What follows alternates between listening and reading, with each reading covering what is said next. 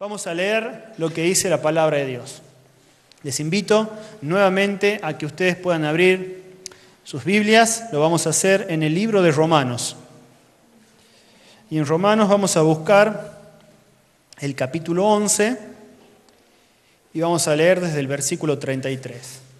Para los que no estuvieron el jueves pasado, después de leer este pasaje, vamos a hacer un breve repaso, tirando algunos conceptos para que pueda seguir el hilo en esta noche, porque el jueves pasado quedamos con una pregunta, quedamos con una situación. Estaba ahí el gigante contra el pequeño que se tenía que enfrentar a todo ese sistema tan grande que iba en contra de la doctrina de la Trinidad.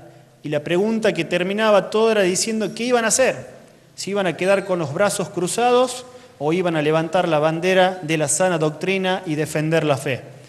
Eso vamos a verlo dentro de un rato. Para los que nos están visitando también, les damos la bienvenida. Y les comento de que esta noche es una noche de estudio, una noche en la cual vamos a tratar la segunda parte de un estudio que hemos arrancado la semana pasada, que es la doctrina de la Trinidad. Versículo 33 de Romanos, capítulo 11, dice así: «Oh profundidad de las riquezas, de la sabiduría y de la ciencia de Dios». Comienza haciendo una exclamación, diciendo: «Oh profundidad de las riquezas, de la sabiduría y de la ciencia de Dios». Cuán profundas son las riquezas de la sabiduría y de la ciencia de Dios. Y continúa hablando con signos de expresión. Cuán insondables son sus juicios e inescrutables sus caminos. Porque ¿quién entendió la mente del Señor? Y quiero que este versículo y esta parte de este versículo se grabe en nuestras vidas en esta noche. Dice: ¿y quién entendió la mente del Señor? ¿O quién fue su consejero? Versículo 35 pregunta: ¿o quién le dio a él primero? Haciendo referencia a Dios. ¿Quién le dio a él primero para que le fuese recompensado? Porque de él, hablando de Dios, y por él, y para él, vuelvo a repetir, versículo 36, porque él, Dios, y por él, Dios, y para él, Dios, son todas las cosas. A él sea la gloria por los siglos de los siglos. Amén. Cuando arrancábamos la semana pasada, decíamos de que hablar de la doctrina de la Trinidad es entrar en un misterio de Dios. Y que la única manera en que nuestras mentes tan finitas, tan limitadas, tan pequeñas podían hacerlo era únicamente con la ayuda ¿de quién? Del Espíritu Santo de Dios. Quien traía la revelación a nuestras vidas, nuestros ojos eran abiertos y podíamos comenzar a entender esta doctrina tan profunda. También decíamos de que textualmente Trinidad no aparece, no figura en nuestras Biblias. Pero eso no significa de que no sea algo real. Y ahí es donde comenzábamos a sustentar la doctrina haciendo un breve explicación, por llamarlo de alguna manera, del concepto de la Trinidad. Y sino que lo sosteníamos con la palabra de Dios. Había una pregunta también que era la que los había motivado a aquellas personas que eran los primeros que habían comenzado a inquirir en esta doctrina. Y era la pregunta de: ¿puede salvarnos cualquier Dios? ¿Se acuerdan cuál era la respuesta? La respuesta era muy contundente. La respuesta era no. Solamente el Dios Trino, el Dios Padre, el Dios Hijo y el Dios Espíritu Santo, el Dios de la Biblia, es el único que puede regalarte la obra de la redención a través de su Hijo Jesucristo y por convencimiento del Espíritu Santo. Eso lo íbamos cerrando también casi al final de la exposición anterior. También afirmábamos fuertemente, para que no haya ningún tipo de confusión y no seamos confundidos en caso de ser quizás inquiridos por algunas personas de otras creencias, en que somos monoteístas. Eso era una verdad, eso es una verdad y tenía que quedar bien en claro. Bajo ninguna circunstancia debíamos caer ante la duda y dejarnos engañar creyendo de que somos politeístas. Monoteístas, les recuerdo, es que un solo Dios. Creemos y adoramos a un solo Dios, de una misma sustancia en tres personas. El politeísmo hace referencia a adorar a varios dioses y no es esa la práctica ni la doctrina que nosotros seguimos. Decíamos que Dios es único y es uno, que subsiste y se ha revelado al hombre en tres personas, el Padre, el Hijo y el Espíritu Santo. Y estas tres personas son coeternas. ¿Se acuerda el concepto de coeternas? Que compartían la eternidad, es decir, que no hubo uno primero que el otro, sino que todos tienen el mismo principio y el mismo fin, son el alfa y el omega, esta Trinidad, coeternos, separados, pero a la vez siempre unidos, independientes, pero enlazados en todo, en propósito, en deseo y en voluntad. Una vez que habíamos definido esos conceptos, íbamos a la Biblia y nos encontrábamos con el primer versículo conflictivo, que yo les había dicho que este mismo versículo es el que utilizan los que no creen en la Trinidad, los antitrinitarios. Y profundizando en el versículo encontrábamos cuáles eran las palabras claves que sustentaban la existencia de la Trinidad bíblicamente. ¿Se acuerdan cuál era el versículo? Amén. Deuteronomio 6.4. Deuteronomio 6.4 dice: Oye Israel, Jehová nuestro Dios, Jehová uno es. Este es el versículo que los antitrinitarios utilizan para sostener su doctrina. Claramente, si lo leemos de esa manera, entendemos que Jehová uno es. No habla bajo ningún tipo de circunstancia de la posibilidad de la existencia de una Trinidad. Entonces, para poder entenderlo y utilizar este versículo para sustentar la doctrina de la Trinidad, nos íbamos al hebreo, ¿se acuerdan? Y ahí en la presentación aparecían unas palabras que estaban escritas en hebreo y muchos se asustaron, pusieron cara así de sorpresa. Pero la traducción era: Shema Yisrael, Adonai Eloheinu, Adonai Echad. ¿Se acuerdan? Shema Israel, Yisrael. Este versículo es conocido por el pueblo judío como la Shema. ¿Se acuerdan de eso? Y dentro de este versículo encontrábamos dos palabras claves. Una era Eloheinu, que decíamos que provenía ¿de qué? ¿De qué provenía? De Elohim, que es el nombre que utiliza la Biblia para hacer referencia a la pluralidad de Dios, al Dios Todopoderoso, y que es nombrado en nuestro texto bíblico 2.346 veces está este término en las Escrituras. Y la otra palabra que era la clave era Echat, o Echat, y que significaba uno es, había sido traducido como uno es, pero que en realidad hacía referencia a una unidad compuesta. Y decíamos que esta misma palabra había sido utilizada en la Biblia cuando hacía referencia a que el versículo de Génesis 2.24, cuando dice: dejará el hombre a su padre y a su madre y se unirá a su mujer y será una sola carne. Decíamos que la palabra en el texto original era una sola Echat, una unidad compuesta. Y ahí es donde le rompíamos la cabeza, la estructura y la lógica a todos los matemáticos que teníamos sentados el jueves pasado acá, y decíamos que en la matemática de Dios, cuando está haciendo referencia al matrimonio, 1 más 1 es 1. Y cuando está haciendo referencia a la Trinidad de Dios, a la Echat, a esa unidad compuesta, 1 más 1 más 1 es 1. Bien, se ve que han prestado atención y han estudiado. Entonces, como está bien claro esto, seguimos adelante.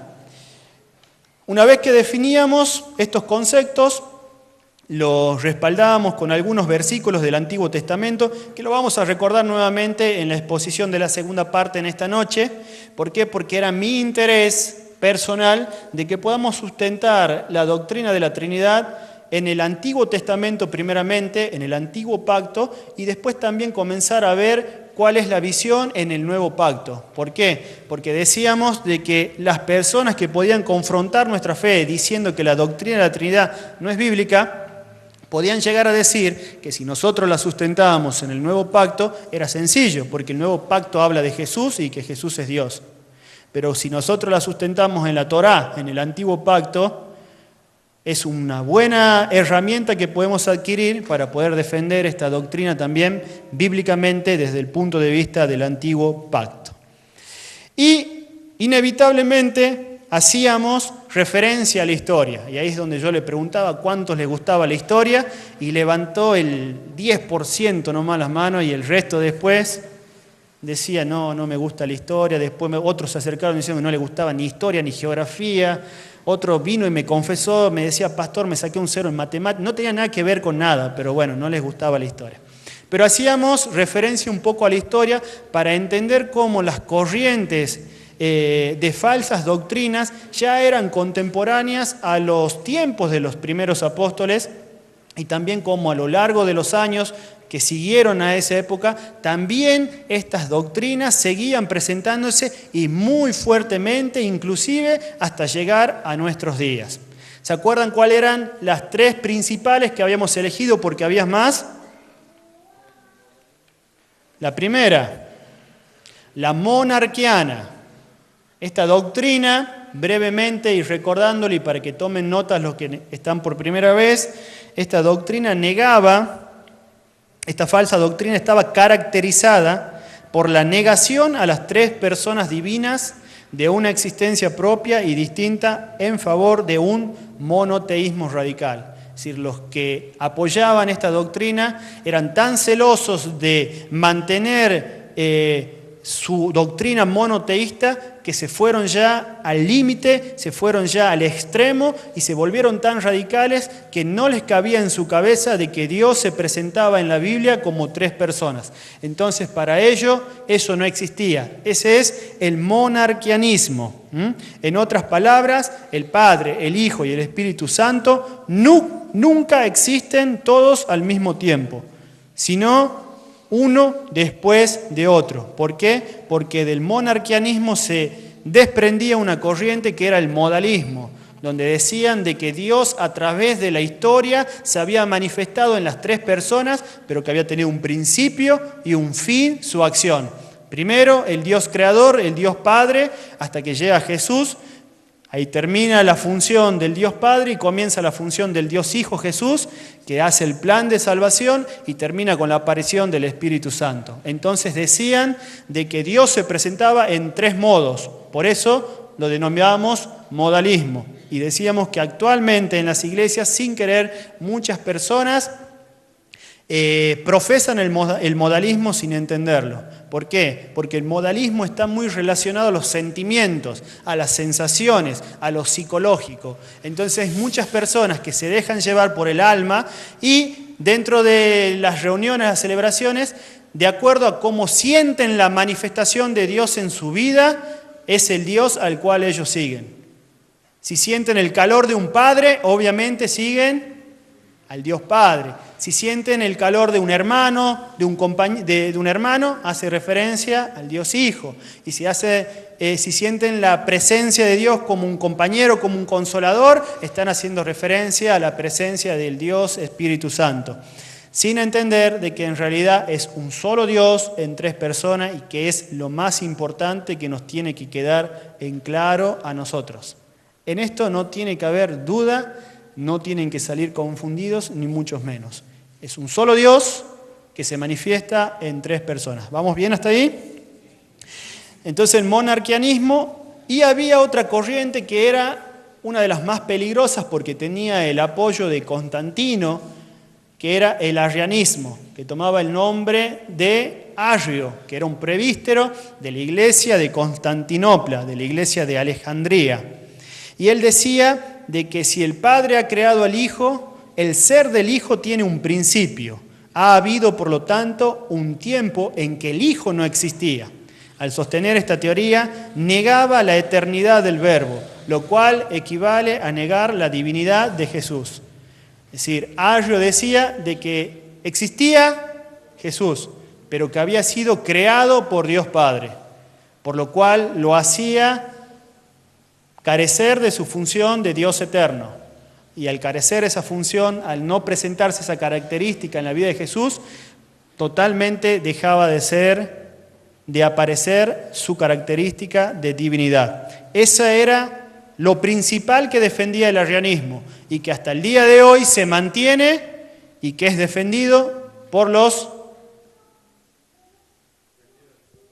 testigos de Jehová. Muy bien, alumno. Ahora estoy complicado si hay algún testigo de Jehová acá o si llega a ver el video. Pues bueno, presentaremos defensa. Entonces el arrianismo tenía esa posición. Y por último hablábamos del macedonianismo, que directamente negaba la divinidad del Espíritu Santo y consideraba a este como una criatura que solo difería de los ángeles en grado. En conclusión, como común denominador, estas tres grandes falsas doctrinas antitrinitarias no reconocían la existencia del Dios Trino. Ese es el común denominador. Algunos únicamente creyendo en la existencia de Dios Padre, otros dándoles tiempo, otros diciendo que Jesús solamente era un ser creado o diciendo que el Espíritu Santo era un ser creado. Esa corriente tan fuerte era la que se había levantado los primeros 4 siglos de la era cristiana. En esa discusión se encontraban los grandes teólogos de esa época. Entonces, algo tenía que pasar, algo tenía que suceder. Y el hombre, en todo su ganas de querer ser único, creyó que el hombre podía definir la teoría, pero no se dio cuenta que Dios intervino en la historia con su soberanía y fue Dios el que se encargó de levantar hombres a los cuales fue revelada esta luz a través del Espíritu Santo y comenzaron a sentarse las bases de los que defendieron la doctrina de la Trinidad y los que fundamentaron la doctrina de la Trinidad tal cual llegó a nuestros días. Entonces, para comenzar a arrancar ya con la segunda parte en esta noche, todo lo que hicimos recién fue recordar lo que hablamos el jueves pasado y ahora ya comenzamos a sumergirnos en la segunda parte. El subtítulo de esta segunda parte es Defensa y Hechos Bíblicos. ¿Se acuerdan que le dije que íbamos a tocar una palabra que se llama apologética? ¿Qué significa apologética? Defensa es apología. Apologética, ¿qué es? Defensa de la fe, defensa de la sana doctrina. Eso era lo que ardía en el corazón de estos varones que lo vamos a nombrar. Eso era lo que estaba dentro suyo, que era motivado por el fuego del Espíritu Santo que ardía dentro de ellos y tenían esa necesidad de defender la sana doctrina. Y eso es lo que buscamos a través de estos estudios, que nosotros en estos tiempos en los cuales vivimos, en donde de lo menos que se habla es de la sana doctrina, seamos férreos defensores de la sana doctrina, que dentro de nuestros corazones haya la inquietud y la necesidad de conocer en profundidad la palabra de Dios tal cual como es, no adulterada, sino el evangelio verdadero, y de esa manera poder levantar la bandera de Cristo, la bandera de la sana doctrina. Ese es uno de los objetivos que nos hemos planteado al comenzar este estudio, de que usted se vuelva un defensor de la sana doctrina. Y para eso vamos a comenzar a hablar un poco de la apologética. Bien, ¿arrancamos? ¿No habíamos arrancado todavía? A tomar nota, ¿no? Que hay palabras difíciles. Si ya hemos estado complicado con la Shema, imagínense lo que se viene ahora. Tendríamos que haber traído un pizarrón, no nos hemos dado cuenta, para escribir algunas palabras. Pero bueno, para el jueves que viene, porque esto tiene una tercera parte. Así que los invito a que se sumen en la tercera parte. Y los alumnos que ya han hecho la primera y la segunda, ya no les queda otra que hacer la tercera, si no se van a perder el final. Muy bien, en la primera parte hemos estado estudiando la Trinidad, que es lo que acabamos de decir, intentando conceptualizar este misterio de Dios. Intentamos solamente conceptualizarlo, porque sabemos que es un misterio de Dios. También lo hicimos desde un enfoque histórico, vimos la historia. En efecto, hemos abundado en datos de la historia, de qué manera esta importante y difícil doctrina se fue desarrollando a través de los años. Ahí es cuando comenzamos a estudiar del monarquianismo, el arrianismo y el macedonianismo. Y así aprendimos que existen tres falsas doctrinas que luchaban directamente para negar la doctrina de la Trinidad, y ellas son la monarquiana, eso lo he dicho recién, la monarquiana, la arriana y la macedonia. Muy bien, entonces tenemos ese gran gigante que se ha levantado. ¿Y qué había del otro lado? ¿Se habrá levantado alguien? ¿Alguien habrá escrito algo? ¿Alguien se habrá jugado el pellejo? Porque mire que dieron su vida por la defensa de la doctrina de la Trinidad. Fueron mártires los defensores. Y efectivamente sí hubo personas que se levantaron. Y creo que se merecen en esta noche de que por lo menos usted le escriba el nombre ahí en su papel. Por eso los puse. No para darle honra al hombre, sino solamente para que sea un recordatorio y un ejemplo para nosotros, de que ya en nuestros tiempos, hace miles y miles de años atrás, había personas que amaban la palabra de Dios y estuvieron dispuestos a dar su vida por ella. Muy bien, parece ser, de acuerdo a los que dicen los estudiosos y de los escritos que he visto, que el uso del término Trinidad por primera vez, creo que por lo menos fue escrito por Tertuliano. Primer nombre difícil. Tertuliano fue el primero que utilizó la palabra Trinidad. Tertuliano vivió entre los años 165 y 250 después de Cristo. Así que fue el primero que comenzó a armar la defensa de la doctrina. Dice que Tertuliano fue un destacado jurista. ¿Saben lo que es jurista? Vendría a ser como un abogado. Dice que fue un destacado abogado de esa época. ¿Sí? Era una persona que tenía mucho conocimiento intelectual. Y no solamente intelectual, sino también que tenía mucho conocimiento de la palabra. Y que eso le sirvió a Tertuliano para que cuando él tenga que expresar la sana doctrina de la Trinidad, lo haga con términos que realmente eran muy difíciles de contradecir. Dice que entonces que era un destacado jurista y pensador cristiano y que además era un fiel seguidor de Pablo y de sus escritos. Es obvio, porque si nosotros estudiamos las cartas de Pablo, vemos en muchas de ellas también cómo él se expresaba en muchos términos desde un punto de vista jurista, de ley. Lo conocía muy bien y lo expresaba con facilidad. Entonces Tertuliano dice que eso le gustaba de Pablo y por lo cual lo había hecho que sea un fiel seguidor y un estudioso de las cartas paulinas. Dice así que Tertuliano fue quien proveyó la primera respuesta y de mayor influencia en contra de los antitrinitarios. Su formulación proveyó el fundamento para la respuesta final que la Iglesia daría al mundo en cuanto a la Trinidad.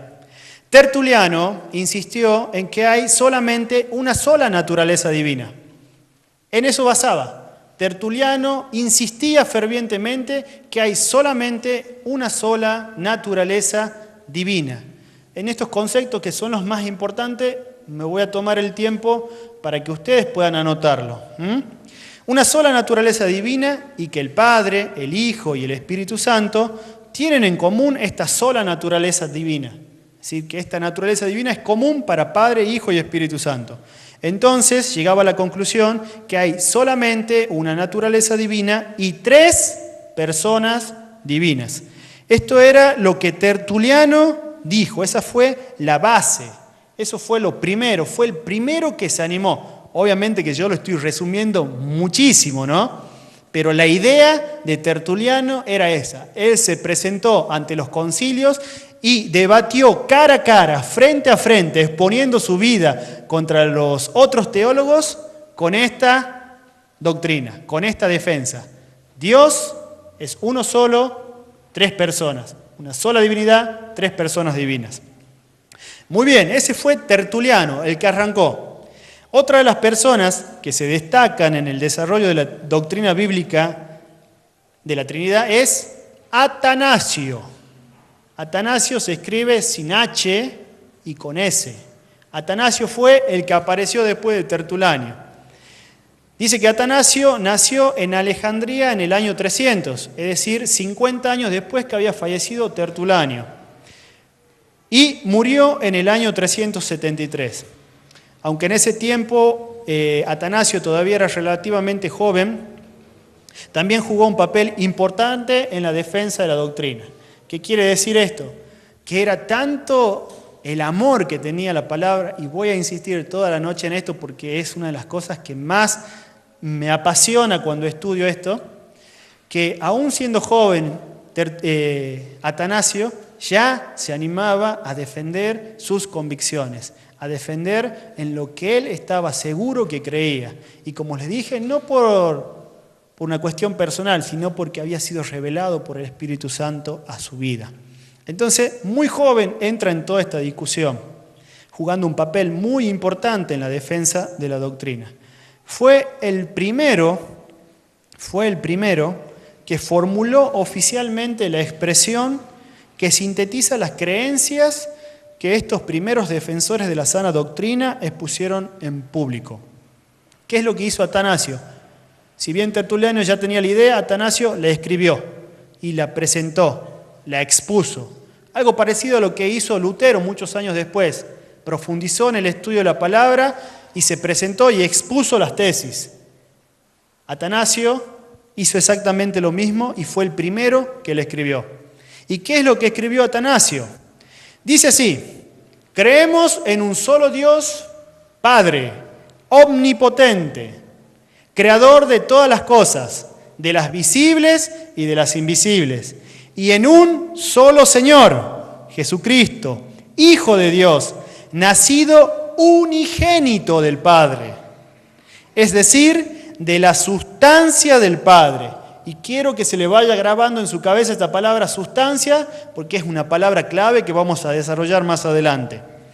Entonces, decía que Jesús es un solo Señor, nacido unigénito del Padre, es decir, de la sustancia del Padre, que es Dios de Dios, que es luz de luz, Dios verdadero de Dios verdadero, engendrado, no hecho, está hablando de Jesús, engendrado, no hecho, consustancial al Padre, por quien todas las cosas fueron hechas, las que hay en el cielo y las que hay en la tierra, y que por nosotros los hombres y por nuestra salvación descendió y se encarnó, se hizo hombre, padeció y resucitó al tercer día, subió a los cielos y ha de venir a juzgar a los vivos y a los muertos. ¿Qué tal Atanasio? Se ve que andaba mirando mucho Tinelli. No había en esa época. Y los coliseos romanos eran parecidos. Atanasio profundizaba en el estudio de la palabra y Dios le trae esta revelación y la deja por escrito. Esa fue la defensa que hizo en público a través de la exposición Atanasio. Pero ¿qué pasó? Acá se solucionó todo, se terminó el problema, los arrianos dijeron: tenés razón, Atanasio, lo que vos estás diciendo es la verdad, ya no vamos a insistir más con lo que nosotros creemos. No, nada que ver. Dice que después de que Atanasio hizo eso, más se enfurecieron, más se enojaron, hasta el punto de salir a perseguirlo, y muchas veces estuvo en riesgo su vida. Entonces, más allá de ser la solución a las disputas, esta expresión desencadenó una larga lucha, ya que los enemigos de la doctrina bíblica no se rendían fácilmente, y la lucha tenía que ver con una sola palabra escrita en griego. ¿Cómo me gusta complicarlo, no? Griego, hebreo.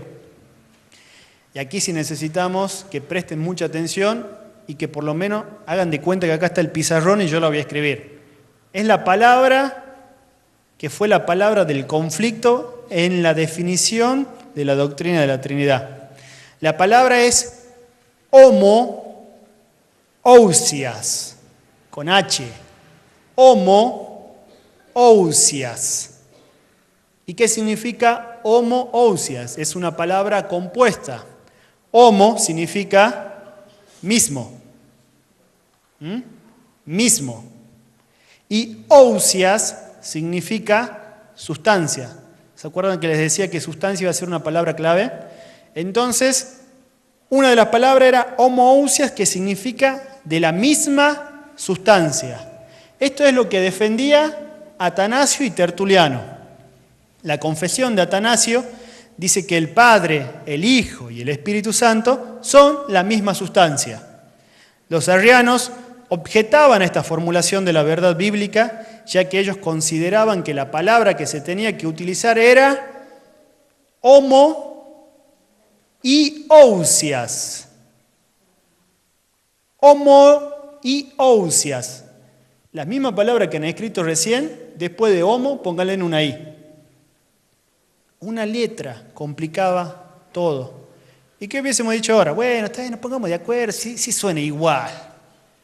Pero cuando comenzamos a profundizar nos damos cuenta que no era lo mismo. Homoi. Homo significaba mismo. Homoi significa semejante, algo parecido. ¿Es lo mismo decir que es igual, que es lo mismo, que decir semejante? No. Ahí estaba la discusión. La palabra que los arrianos defendían era homoiousias, semejante sustancia. Tertuliano y Atanasio decían que era la misma sustancia. Nosotros creemos y estamos convencidos que es la misma sustancia. Los arrianos querían decir que el Hijo y el Espíritu Santo eran de una sustancia semejante, una sustancia parecida a la del Padre, pero no de la misma sustancia. La palabra sustancia viene del latín substare, que significa estar debajo, o del griego upostasis o hipóstasis. Esas no las digo rápido nomás porque no quiero que se confundan con esto. Pero que quiere decir exactamente lo mismo. Al pensar en esta palabra desde el punto de vista contemporáneo, y aquí sí preste mucha atención, cuando pensamos en la palabra sustancia desde nuestro punto de vista ahora contemporáneo, recuerden que cuando elaboraron esto estábamos hablando del año 400. Hay muchas palabras que eran entendidas diferentes a como nosotros la entendemos actualmente y tiene mucho que ver nuestro idioma. Pero esta palabra sustancia en nuestros tiempos contemporáneos, para poder entenderla, podemos decir que pensamos en sustancia casi automáticamente como algo material. Si yo le digo sustancia, usted automáticamente se activa en su lógica algo material. Pero en el momento que se eligió esta palabra, los primeros defensores de la doctrina lo hicieron pensando en la esencia de Dios. Por lo cual ellos hablaban de la divina sustancia, de la divina esencia. Cuando ellos estaban hablando de sustancia, estaban haciendo referencia a una esencia divina, a la esencia divina del Dios Trino. En conclusión, cuando se habla de que las personas de la Trinidad son de la misma sustancia, se quiere decir que las tres personas son la misma divinidad. El propósito de la expresión es dar énfasis al hecho de que el Padre, el Hijo y el Espíritu Santo no son tres distintos tipos de ser, sino que son el mismo Dios. Amén. Aunque en la Iglesia siempre se han querido introducir herejías y falsas doctrinas, la doctrina de la Trinidad quedó afirmada después de todas estas exposiciones en una serie de concilios que la definieron cuidadosamente, y los concilios más importantes para los que están tomando nota son el concilio de Constantinopla en el año 381, el de Éfeso en el año 431 y el de Calcedonia en el 451. Y de esta manera los dejo de martirizar con la historia. Pero era necesario que lo sepamos para poder entenderlo. Esta segunda parte hace referencia a la defensa, haciendo hincapié todavía en la última parte de la historia, pero también hace referencia a las bases bíblicas que sustentan esta doctrina. Y ahí es donde ahora ustedes van a tener que comenzar a buscar en sus Biblias, y hasta que no les haga un mito de los dedos, no paro. Vamos a comenzar esta segunda parte de la segunda parte, buscando los hechos bíblicos con referencia a la Trinidad. Obviamente, antes de comenzar, yo he escrito unos cuantos.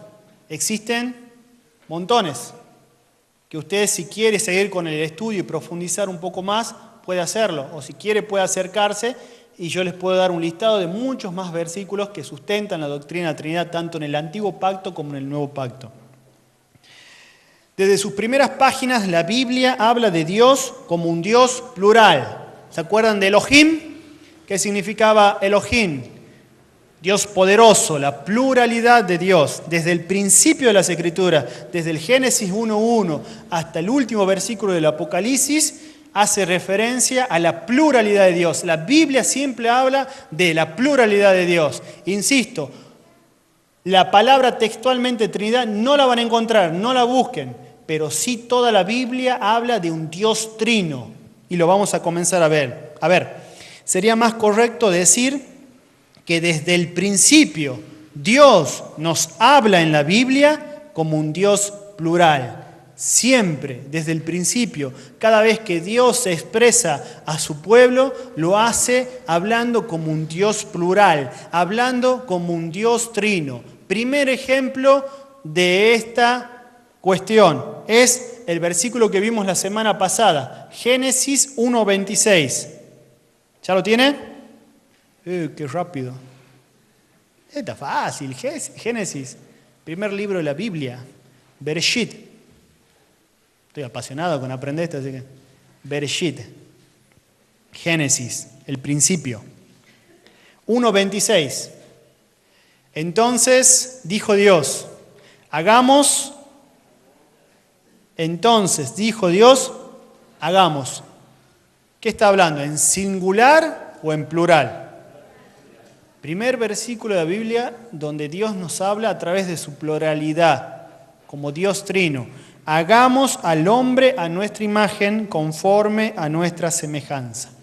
Me interesa que los que están tomando nota, sigan tomando nota. Los que no están tomando nota y que se me lo están durmiendo, eso sí, les voy a pedir que comiencen a buscar, para que se le pase un poco la modorra. Pero los que están tomando nota, estoy muy interesado en que sigan tomando nota porque están sacando los conceptos más ricos del estudio.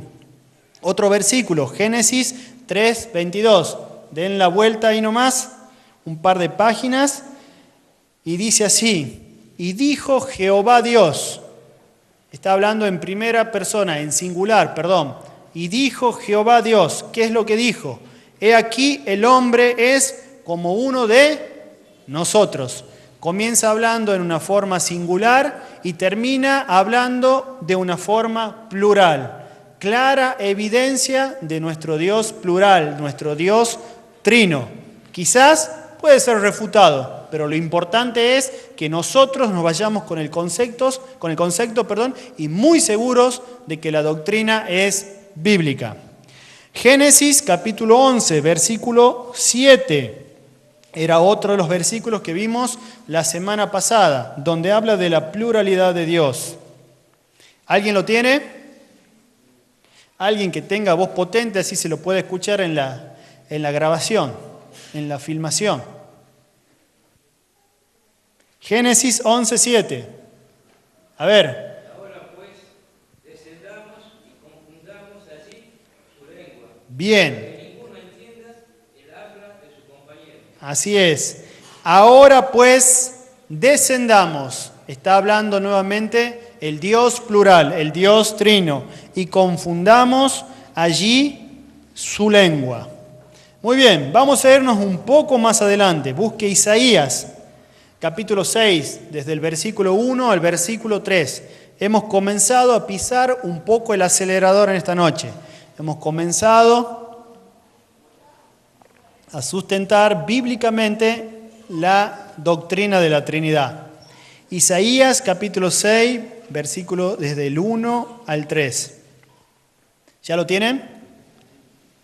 Diga amén si ya lo tienen o diga sí. Bien. Dice así: en el año que murió el rey Usías, vi yo al Señor, está escribiendo Isaías, sentado sobre un trono alto y sublime, y sus faldas llenaban el templo. Por encima de él había serafines, cada uno tenía 6 alas, con 2 cubrían sus rostros, con 2 cubrían sus pies y con 2 volaban. Y el uno al otro daba voces, diciendo, ¿qué es lo que decían los 3 serafines?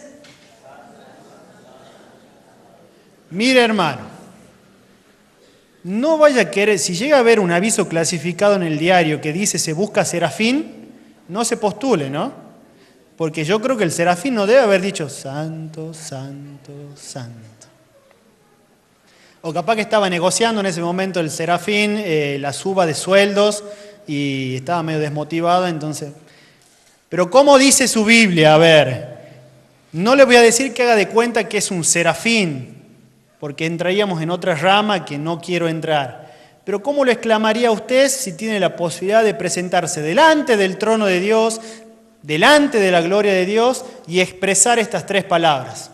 ¿Cómo lo diría? Santo, santo, santo. Amén. Santo, santo, santo, Jehová de los ejércitos. Toda la tierra está llena de su gloria. ¿Y qué tiene que ver esto con la Trinidad? En este texto es interesante conocer, este texto es conocido como la trisagión. Trisagión, otra palabra compuesta. Tri significa, es rápido que han aprendido, ¿no? Tri significa 3 y agios con G, sin H, significa santo. Bíblicamente, los estudiosos conocen este versículo como la trisagión. Y la trisagión está haciendo referencia a nuestro Dios plural, a nuestro Dios trino. Los serafines se presentaban delante de Dios exclamando, santo, santo, santo. Dios 3 veces santo. Dios Padre, Dios Hijo, Dios Espíritu Santo. Volvamos a Deuteronomio 6:4, otro de los versículos que sustentan en el antiguo pacto la Trinidad, la ya conocida por todos nosotros, Shema. ¿Sabe qué significa Shema? Oye, escucha. La Shema decía, oye Israel, Jehová nuestro Dios, Jehová uno es. Y habíamos estudiado de que estaba haciendo referencia a Elohim, que es el Dios plural, y que estaba haciendo referencia a la palabra Eshad, que hace referencia a una unidad compuesta. Este versículo también sustenta la doctrina. El Señor uno es. Por lo demás, sin llamar personas al Padre, continuamos, por lo demás, sin llamar personas al Padre, al Hijo y al Espíritu Santo, las Escrituras hablan de cada una de estas personas como Dios. El Salmo 2, que fue el salmo con el cual comenzamos el jueves pasado, es un buen ejemplo de la importancia del Hijo de Jesús en la fe de los creyentes del Antiguo Testamento. Si usted lo vuelve a leer al Salmo 2, o si lo recuerda, usted va a apreciar que ese salmo está haciendo referencia a la importancia del Mesías, del ungido que iba a venir. Entonces, aquí comienzo a contestar una de las 2 preguntas que me hicieron la semana pasada. La pregunta decía, son preguntas complejas, complicadas, como toda pregunta, ¿no? Ustedes dicen, claro, vos estás ahí adelante, yo te tengo que aguantar, bueno, vos aguantame la pregunta. La pregunta era 1 en 2, o 2 en 1 sería mejor dicho. Los judíos no querían saber nada de la Trinidad porque ya la conocían, o la conocían y no querían saber nada con ese tema. ¿Qué opinan ustedes? ¿Los judíos conocían la Trinidad o directamente no la conocían? Para toda pregunta compleja es necesario dar una respuesta no, simple. ¿Para qué le vamos a poner más complejidad? Para mi punto de vista, la respuesta para esta pregunta es que Dios es soberano y Él sabe por qué hace las cosas. Y que en su propósito y en su soberanía era necesario que algunas cosas le sean ocultadas para que puedan ser reveladas a sus hijos, que somos nosotros, y la iglesia pueda ser injertada y entrar dentro del plan de la salvación. Entonces, ¿qué quiero decir con esto? De que estoy seguro de que hay muchos pasajes bíblicos en la Torá, como le dicen los judíos, que hablan del Dios Padre, principalmente, y que es el que ellos defienden, que hablan también de la venida del Mesías, del Dios Hijo, y que hablan muchas veces del Dios Espíritu, por lo cual estoy seguro que lo conocían. Pero ellos, con la intención de defender el monoteísmo y basándose en Deuteronomio 6:4, estaban enceguecidos y hasta el día de hoy, salvo aquellos que sean judíos mesiánicos, no pueden concebir ni entender la doctrina de la Trinidad. Hasta el punto, como charlábamos antes de que comience todo esto acá con mi compañero y alumno más aplicado, algo queda bien, de que una de las cosas que más le ofendía a los contemporáneos a Jesús, los saduceos, los fariseos, era cuando Jesús decía que Él era hijo de Dios o cuando Él decía que era Dios. Ese era el momento que más erizaba la piel de los judíos. Ese era el momento en que ellos querían rasgar sus vestiduras, arrancarse los pelos, porque no podían entender, les costaba y les dolía a sus oídos de que el Mesías ya estaba delante de ellos y que era Jesús. Hasta el punto inclusive de que, como dice la Biblia, en el Nuevo Testamento, en los Evangelios, hasta en una oportunidad Jesús tuvo que salir huyendo porque lo estaban por apedrear. Era la ofensa más grande que ellos podían escuchar. Era lo que más le dolía, de que Jesús se identificara como el Hijo de Dios. Iba totalmente en contra de su creencia y su doctrina. Por lo cual creo y estoy seguro de que sí la conocían, pero que no le había sido revelado únicamente por una decisión de nuestro Dios soberano para poder cumplir su plan eterno. Espero que a mi alumna que no ha venido en esta noche y vea el video, le sirva la respuesta. Y a los que no han quedado conformes, ore para que Dios se los revele. Los misterios son así. Nuestra mente finita a veces le cuesta entenderlos. Si no, vea el video de la semana pasada y acuérdense de la alegoría de San Agustín. Ahí se lo dejo para los que no lo han visto y no han venido la semana pasada. Véanlo. Entonces, continuamos. El Salmo 139. Vamos a buscar Salmo 139. Hasta ahora continuamos defendiendo la doctrina con algunos de los tantos y muchos pasajes que hay en el Antiguo Pacto que hacen referencia al Dios trino, al Dios plural. Salmo 139, versículo 7 y versículo 8. ¿A dónde me iré de tu espíritu? Hoy mi hermano Alfredo Lázaro, sin querer, me daba este versículo y yo cuando charlaba con él sin decírselo me acordaba de que era uno de los versículos que íbamos a utilizar en esta noche. ¿A dónde me iré de tu espíritu? ¿A dónde huiré de tu presencia? ¿Se acuerdan de ese versículo? ¿Dónde me podré ir? ¿A qué lugar me puedo esconder donde no estés tú, Dios? El versículo dice, ¿a dónde me iré de tu espíritu? Subraya espíritu. ¿Y a dónde huiré de tu presencia? Si subiera a los cielos, allí estás tú. Y si en el Seol hiciere mi estrado, he aquí, allí tú estás. El Salmo 139, versículos 7 y 8 habla del Espíritu como Dios. del Espíritu como Dios. Entonces podemos notar que en el Antiguo Testamento el Padre es Dios, el Hijo es Dios y el Espíritu Santo es Dios. Y vuelvo a repetir, aunque no se menciona las palabras Trinidad o persona, la triunidad es una clara enseñanza también del Antiguo Testamento. Hay muchos más versículos, después se los comparto. Ahora bien, ¿qué pasa con el Nuevo Pacto? Con el Nuevo Testamento. ¿Hará o no hará referencia a la triunidad de Dios? Por supuesto que lo hace. En el Nuevo Testamento la enseñanza es más clara y más explícita. Es más clara, más explícita.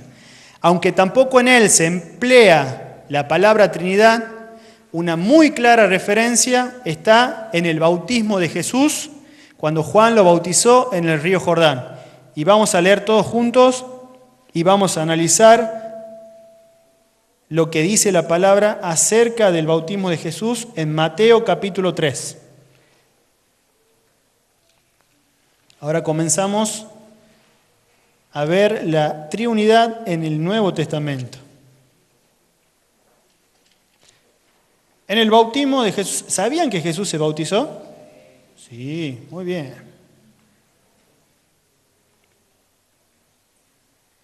Desde el versículo 11 al versículo 17. 11 al 17. Vamos a leer primeramente el 11. Dice así. Está hablando Juan el Bautista. Yo a la verdad os bautizo en agua, ¿para qué? Juan bautizaba para arrepentimiento. Os bautizo en agua para arrepentimiento.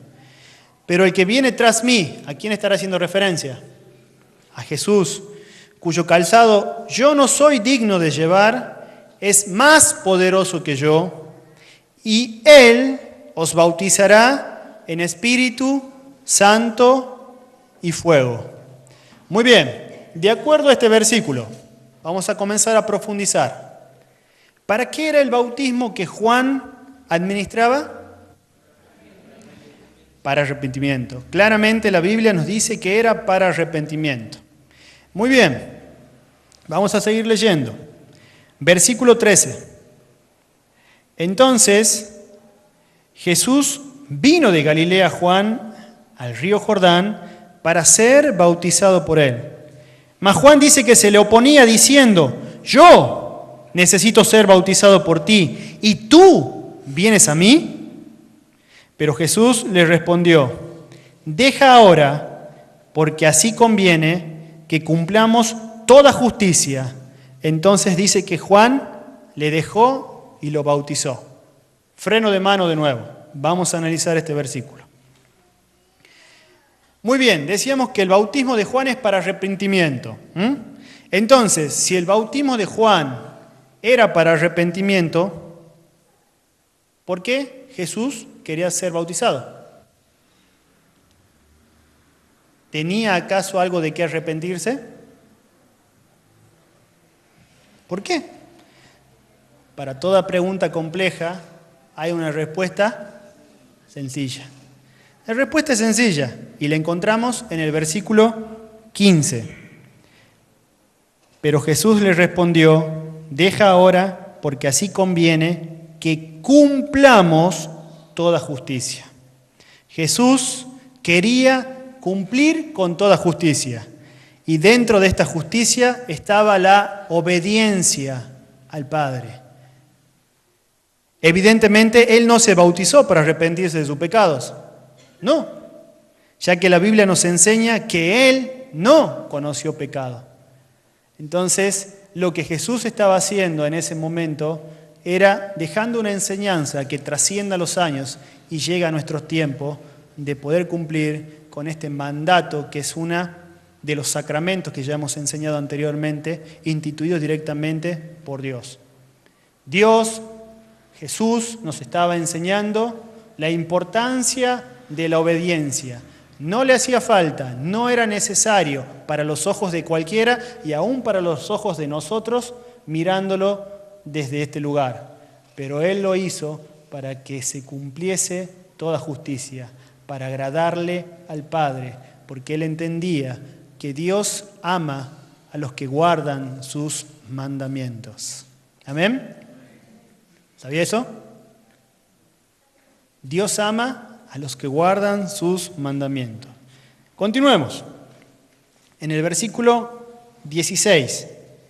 Y Jesús, después que fue bautizado, subió luego del agua, y he aquí los cielos le fueron abiertos. Y vio Jesús al Espíritu de Dios que descendía como paloma y venía sobre él. En este versículo claramente vemos la presencia ya de la persona del Espíritu de Dios, del Espíritu Santo. Está Jesús, ahora el Espíritu Santo, que desciende sobre Jesús en el momento del bautismo. Y ahí, en el versículo 17, dice así: hubo una voz de los cielos que decía: este es mi Hijo amado, en quien tengo complacencia. Cuando se escucha esta declaración que se oye desde el cielo, en donde el Padre públicamente, con voz audible, reconocía que Jesús estaba habilitado por el Padre mediante el Espíritu Santo para la realización de la misión más importante para nuestras vidas, que es la redención. El Padre estaba diciendo públicamente: este es mi Hijo amado en quien yo tengo complacencia. Lo que se puede entender que estaba diciéndole: te has preparado, has cumplido, ahora llega el turno de que tú comiences a cumplir la misión por la cual has venido al mundo. La redención y la salvación de lo que se había perdido. ¿Qué es lo que se había perdido?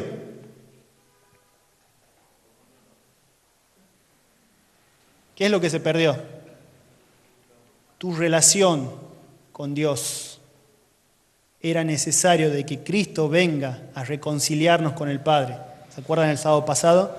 Reconciliación, reconciliar esa relación que había sido quebrada por el pecado. Esa es la obra más maravillosa de toda la historia y nadie la va a poder igualar, y la hizo Jesús. En conclusión, en este pasaje vemos la persona del Espíritu Santo, la persona del Hijo y la persona del Padre. Muy bien, vamos a otro. Lucas capítulo 4.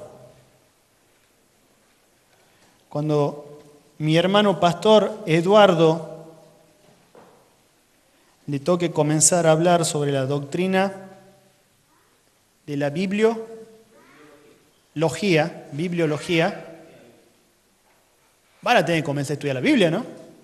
Y estudiar la Biblia significa conocer que la Biblia está compuesta por ¿cuántos libros? ¿Cuántos? 66 libros. Y que los primeros libros se llaman conocidos como el Penta y se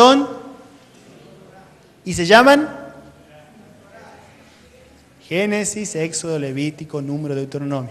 Y ahí terminamos, ¿no? Porque eso es lo que nos enseña en la escuelita bíblica. Por eso, mi hermano pastor Eduardo, tiene un gran desafío para las próximas exposiciones. Doctrina de la bibliología. ¿Así se llama, Eduardo? Se está preparando fuertemente. Bueno, todo esto era para decir si encontró a Lucas. Había que correr un par de libros, nada, Mateo, Marcos, Lucas, y llegamos. Capítulo 4. Desde el versículo 18 y el versículo 19. 18 y 19. Está hablando Jesús.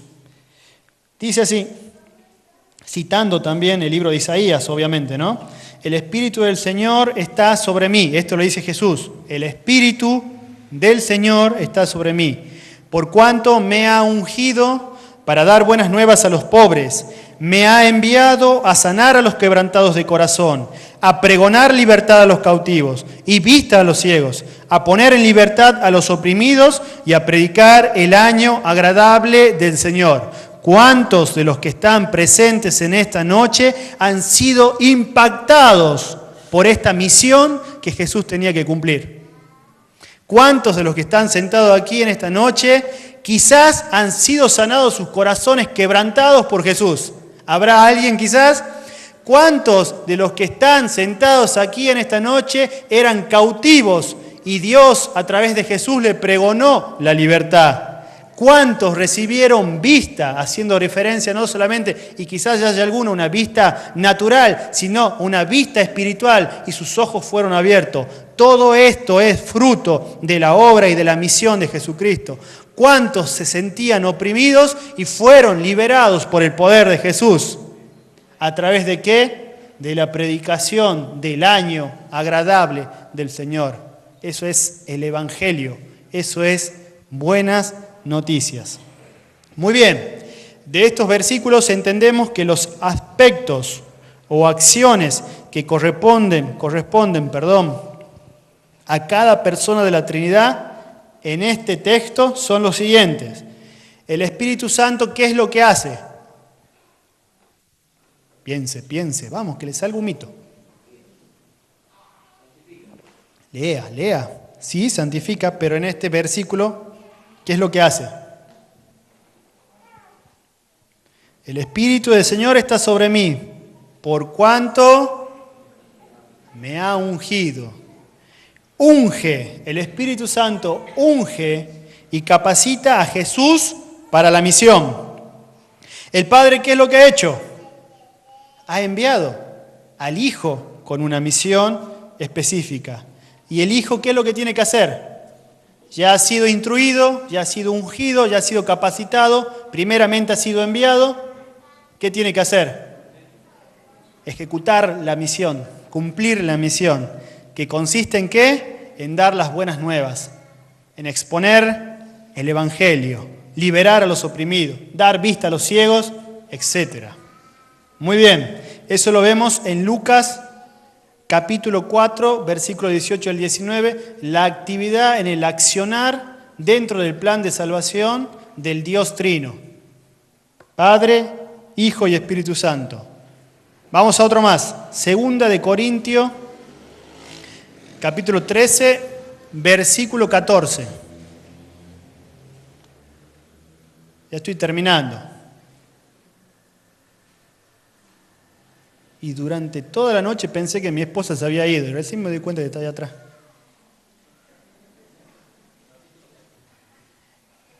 Segunda de Corintios, capítulo 13, versículo 14.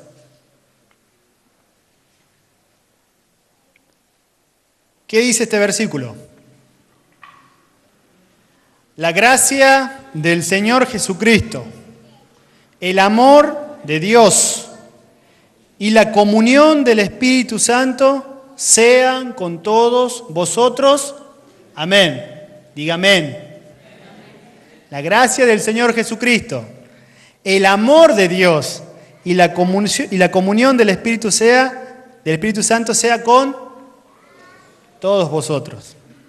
¿Qué virtud se atribuye a la persona de Jesucristo en este versículo? ¿Cómo? ¿Quién dice amor? No. En este versículo, ¿cuál es la virtud? La gracia. ¿Qué virtud se atribuye al Padre? El amor. ¿Y qué virtud se atribuye al Espíritu Santo? La comunión. Es el que se encarga de mantener la común unión.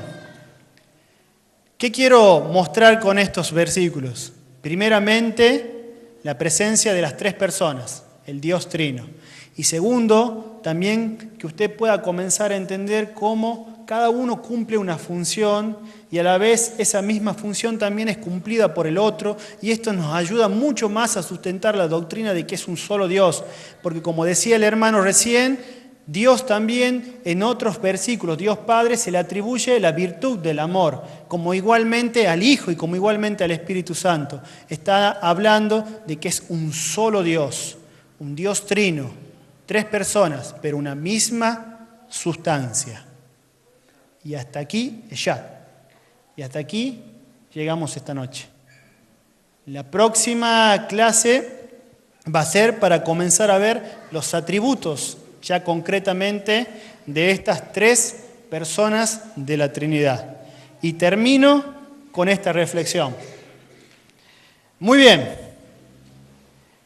La obra de la salvación, y esto es lo más importante, la obra de la salvación o redención que nos presenta la Biblia en su totalidad presupone la actividad particular de cada una de las tres personas de la Trinidad.